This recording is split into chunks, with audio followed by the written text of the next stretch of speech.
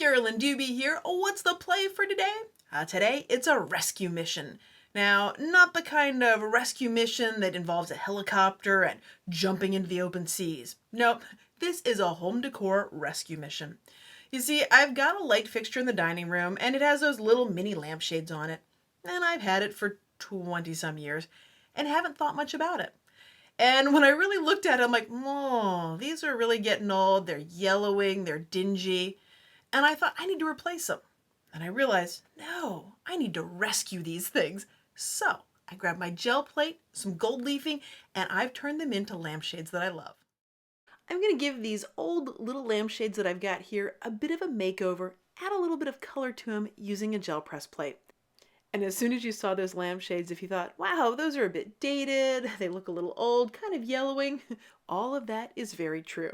So I don't mind putting a little bit of color on them because I was going to have to get rid of them anyway. Well, have to is a strong word, but I wanted to get rid of them. I could do this with just one color, but I want to do it with two. And you might think, well, that wasn't very precisely put on that gel plate. That's a true statement. I just sort of slapped some paint on there, and then I'm going to roll the lampshades on it. Now this is the base color. It doesn't have to be perfect. It's just about getting rid of sort of that beige, dingy kind of look to it and replacing it with a color. One of the things I often get asked by people that have never used a gel plate is, why would I use a gel plate to do this? Why don't you just use a paintbrush? Well, the reason why, there are two big reasons for me. One is, it's frankly a whole lot faster. It's a lot easier for me to do it this way than trying to paint each side of it carefully and all that kind of stuff. And the other reason is it creates these wonderful variations in it. Those blues there, the teal and the darker blue, if I had a paintbrush, I couldn't get a look like this. I couldn't get some areas a little bit thicker, a little bit thinner. It creates some wonderful variation, especially when you're doing a first layer, like what I'm doing here. If I'd simply taken a paintbrush and painted it all the teal color, and then maybe tried to put a little touch of the blue here and there, it would have been, one, a lot more work for me, and two, I don't think it would have come out as organically, as interesting, with as much variation as when I'm using the gel plate.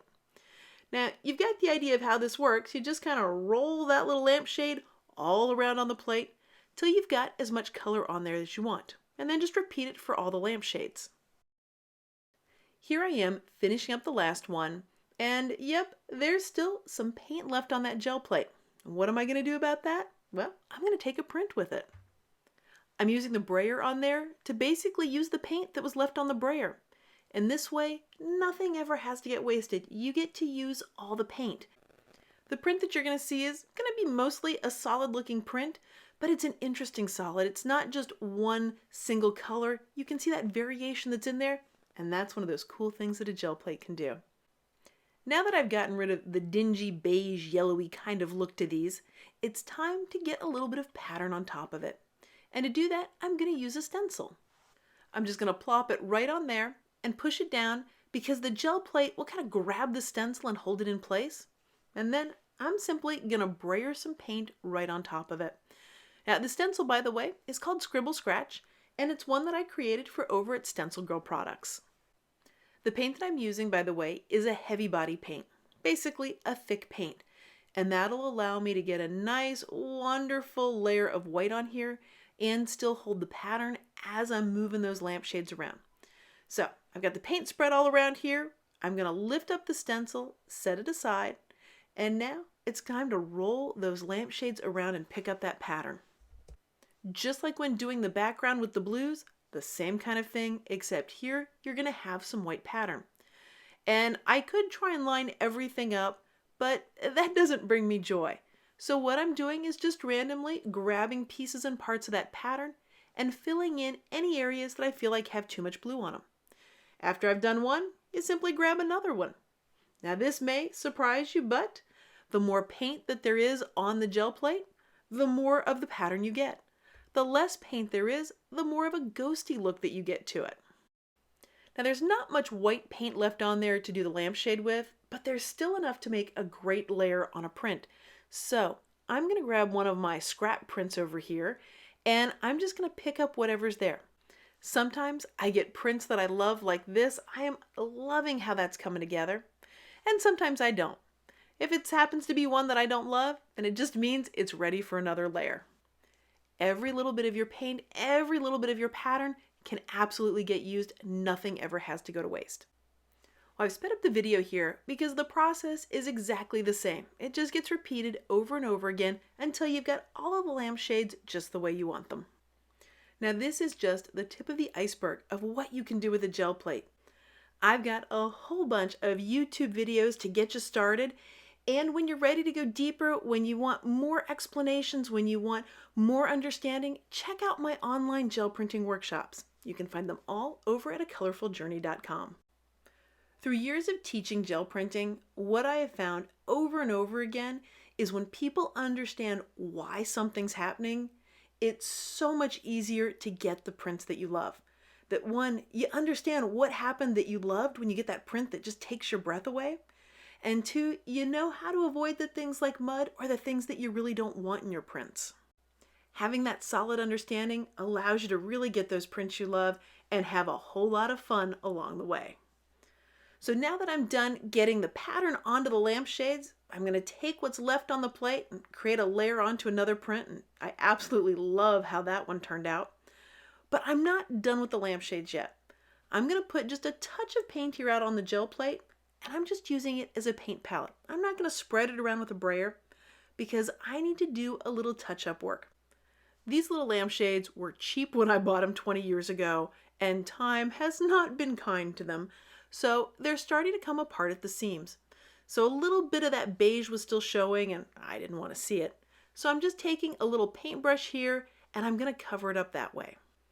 As a side note, I frequently use my gel press plate as a paint palette. Any size, the 3x5 or the 8x10, whichever one I've got closest, they make fantastic paint palettes. Now that the outside of the lampshade looks great, let's talk about the inside, because that's just dingy and yucky looking. Time has not been kind to these lampshades. So what I'm going to do is I'm going to put gold leafing on the inside of it. Now, this isn't real gold leafing. It's not actually gold. It's total imitation cheapy stuff. Now, the glue that I'm using for this is called Tack It Over and Over Again. And it's a glue that when it dries really sticky. And that's what's going to grab the gold leafing. I'm just putting a coat of it all over the inside here because anywhere that there's glue, that's where the gold leafing is going to stick. And if there's no glue, it's probably not going to stick. And this is how I'm covering up any of the dingy stuff that is still showing. So making sure I've got it all the way on the inside and then also right up along the edges, right at the top, because I can still see some of that grungy stuff up there. While the glue is wet, it has more of a cloudy look to it. And when the glue is completely dry, it's clear. So that's one of the ways you can tell if it's dry, and it just feels a little different. You'll notice how it feels a little different once it's dry, and it's still very, very sticky. Now the tricky part about this is I'm putting glue all over the bottom and the top, so there isn't any way that I can rest this on the counter and let it dry. So I had to figure out what I could rest this on, and I found a plastic cup worked extremely well. So I'm going to repeat this on all the lampshades and then let them dry. If you've never worked with gold leafing, it is extremely thin and it sticks to just about everything and can be kind of a challenge to use, especially in a curved surface. Now when you're cutting these, you do want to leave those thin little pieces of paper that come between each layer of the gold leafing. Makes it a whole lot easier to cut them, and you can cut a whole bunch at once. So then it's a matter of you just grab that leafing and you touch it onto it and it grabs it and sticks to it right away. That's the cool thing about the Tack It Over and Over glue. And then you simply push it down. You can do this very, very carefully and try and get it perfectly smooth, or you can allow some of those wrinkles and type things to be in there. Clearly, you can tell which camp I'm falling into with that, because I'm not going to be that precise about it. And I really kind of like the texture that comes from the gold leafing not going in there perfectly flat. And by the way, when you're doing this, you do not want to have something like a ceiling fan going because the gold leafing is very, very light. It blows away very, very easily. At this stage, it kind of looks like a hot mess. But by the time we're done, once we get it burnished down, it will have a much, much smoother look to it, I promise. This is an extremely forgiving process. You don't have to get it perfect or right, and you can definitely go back and fix some things, as you'll see that I'm going to need to do here in just a moment. So now that I've got gold leaf covering all of it, I'm simply taking my hands and rubbing it.